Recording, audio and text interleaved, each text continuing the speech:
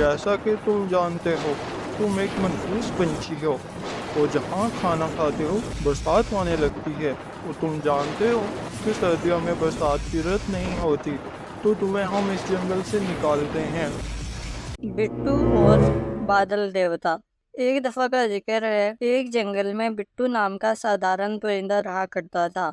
وہ پرندہ سب کی مدد کرتا تھا۔ اس کی ایک خاص بات یہ تھی کہ اس پہ آشیرواد تھا۔ ایک بار بادل دیوتا اس کے نیک کاموں سے خوش ہوئے اور آسمان سے اتر کر زمین پر آ گئے اور اس کے پاس آ گئے۔ یہ دیکھ کے بٹو حیران ہو گیا۔ ڈرو نہیں بادل، میں تمہارا دوست ہوں، وہ تمہارے اچھے کاموں کو دیکھ کے تمہیں انعام دینا چاہتا ہوں۔ بٹو بہت ہی شریف اور لالچ سے پاک پنچھی تھا۔ اس نے کہا، نہیں دیوتا جی، مجھے کچھ نہیں چاہیے، آپ سدا ہم پر برستے رہیں۔ یہ سن کے بادل بہت خوش ہوا اور کہنے لگا، میں تمہیں آشیرواد دیتا ہوں کہ جب بھی تم کسی زمین سے کھانا کھاؤ گے وہاں پر برسات ہوگی۔ اور یہ کہہ کے بادل دیوتا آسمان کی طرف چلے گئے۔ اب جب بھی بٹو کہیں سے کھانا کھاتا تو وہاں ٹھنڈی ہوا چلنے لگتی اور بارش ہونے لگتی تھی۔ یہ دیکھ کے وہ بہت خوش ہوتا ہے کہ اس کی وجہ سے جنگل کے سارے پرندوں کو برسات کا موسم مل جاتا ہے اور سب اس کو انجوائے کرتے ہیں، اور جنگل میں سرسبز و شادابی عطر پھیل جاتی ہے۔ دن گزرتے گئے اور سردیوں کا موسم آ گیا۔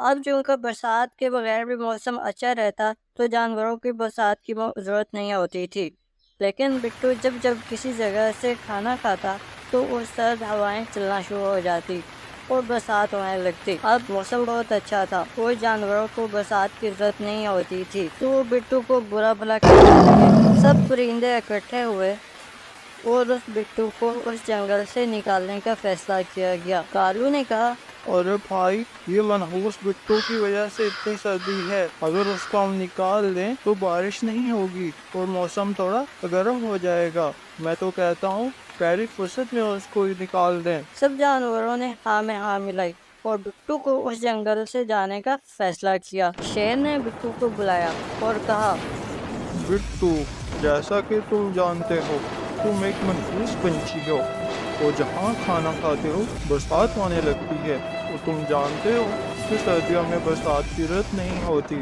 تو تمہیں ہم اس جنگل سے نکالتے ہیں۔ بٹو بہت ہی شریف تھا۔ وہ چپ چاپ کچھ کہے بغیر اپنا سامان لیا اور جنگل سے چلا گیا۔ وہ بہت افسردہ تھا لیکن اس نے کچھ نہیں کہا۔ یہ سب کچھ بادل دیوتا اوپر سے دیکھ رہا تھا۔ تھوڑے دنوں بعد پھر سے گرمی کا موسم آ گیا اور اتنی گرمی پڑنے لگی کہ جنگل کے پیڑ سوکھنے لگے۔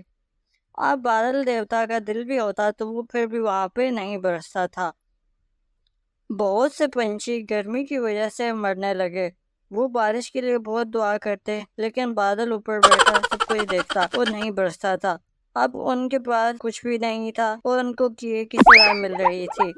جنگل کے سارے پرندے بٹو کو یاد کرتے تھے کہ کاش وہ ہوتا تو آج ایسا موسم نہ آتا۔ سارے پرندے اکٹھے ہوئے تو کالو نے کہا، کاش بٹو کو نہ نکالتے، آج یہ حالت نہ ہوتی ہماری۔